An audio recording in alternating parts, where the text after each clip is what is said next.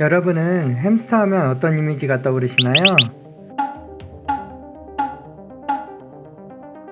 사람마다 떠오르는 이미지가 여러 가지일 거예요. 그런데 햄스터를 잘 모르는 분들 중에는 분명 이런 생각을 하는 사람도 있을 겁니다.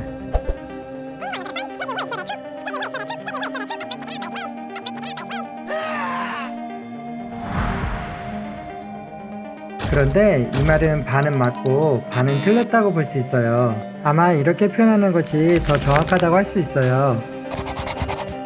같은 말 아니냐고요? 다르죠. 전자는 모든 햄스터가 새끼를 잡아먹은 것처럼 인식하는 것이고, 후자는 상황에 따라 새끼를 잡아먹을 수도 있다는 것을 의미하잖아요. 뒤에서 자세히 설명하겠지만 햄스터는 사육 환경만 잘 지켜준다면 새끼를 잡아먹는 행위는 오히려 보기 드문 일이에요. 어쨌든 이렇게 자신의 동족을 포식하는 모든 행위를 소위 카니발리즘이라고 해요.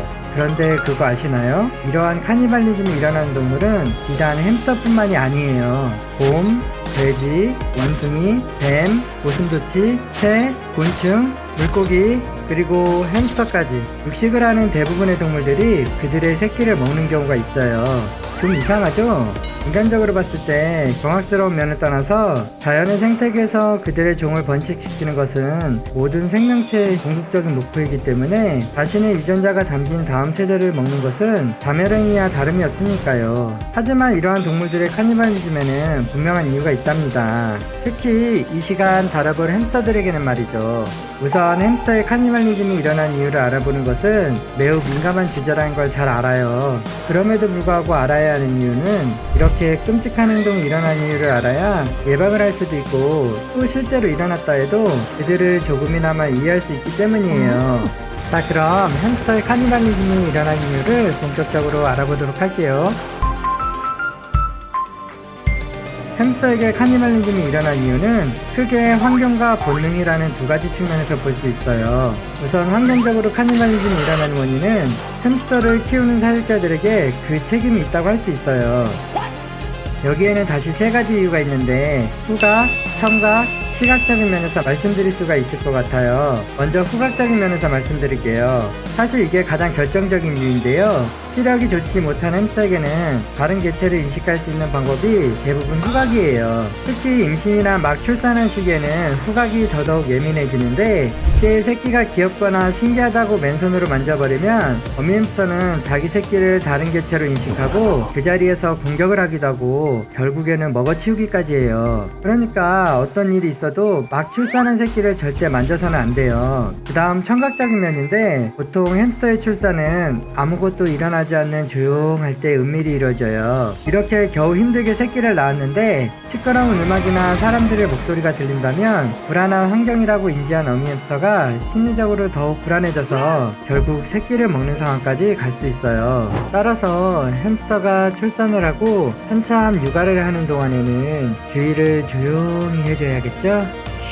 마지막으로 시각적인 이유도 있답니다. 강아지를 비롯해서 대부분의 동물들이 새끼를 낳을 때 천이나 수건 등으로 가려주라는 말이 있잖아요. 이는 햄스터도 마찬가지예요. 힘들게 출산한 새끼를 정성껏 품고 있는데 누군가 자꾸 들여다보는 행동 또한 어미 햄스터가 심리적으로 매우 불안하게 만드는 요소죠. 보통 이때는 바로 먹기보다는 자신의 은신처가 안전한 곳이 아니라는 것을 인식한 어미 햄스터가 새끼를 물고 이리저리 옮기는 행동을 보이는데, 이때 사육자가 지속적으로 들여다보면 결국 새끼를 먹을 수밖에 없는 상황이 되는 거예요. 따라서 출산하기 하루 이틀 전에 반드시 케이지 전체를 천으로 가려주는 것이 좋고, 밥이나 물을 줄 때 외에는 절대 들여다보지 말아야 해요. 이외에 카니발리즘이 일어날 때는 먹이가 충분히 공급되지 않았을 때예요. 출산하는 것과 젖을 먹이는 것은 몸집이 작은 햄스터에게도 체력적으로 굉장히 힘든 일인데, 이때 먹이가 충분히 공급되지 않는다면 불행하게도 그들의 새끼로 체력을 보충하는 거예요. 평소처럼 먹이를 잘 줬다고요?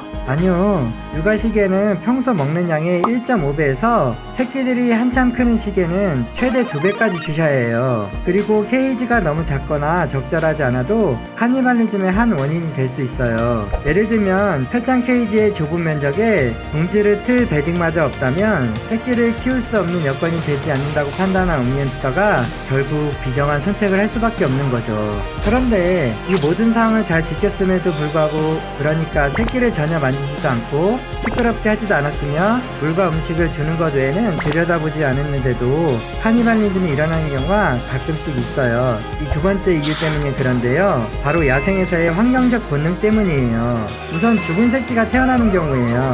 이미 뱃속에서부터 죽은 새끼가 태어났는데 이를 놔두면 어떻게 될까요?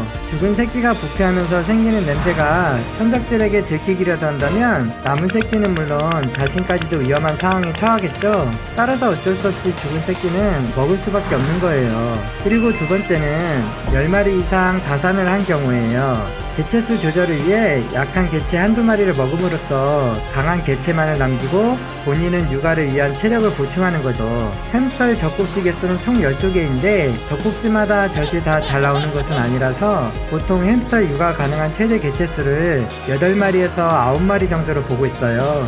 어미 햄스터는 출산 및 육아 중에 살이 쭉쭉 빠지고 털도 빠지는 등 체력적으로 매우 힘에 부치는 상황이 오는데 10마리 이상의 새끼는 본능적으로 키울 수 없다고 판단하는 거죠. 따라서 약한 개체는 남기지 않고 본인은 체력을 보충해서 자손 번식을 위한 나름의 선택을 하는 거예요. 굉장히 잔인하고 매정한 행동으로 보일 수 있지만 야생 생태계에서 먹이사슬 최약체에 위치한 햄스터가 다음 세대를 잇기 위한 어쩔 수 없는 선택인 거죠.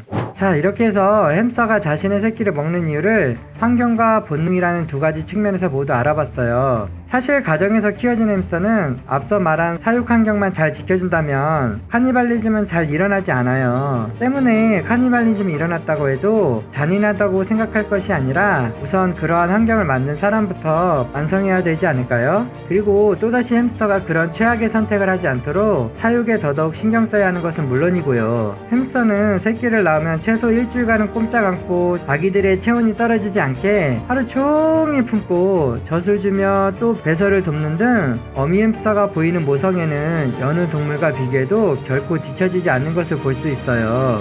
정말이지 밥 먹고 화장실 가는 것 빼고는 24시간 내내 자신의 새끼를 돌보고 있는 과정을 곁에서 보고 있노라면 진짜 경외감까지 들 정도예요.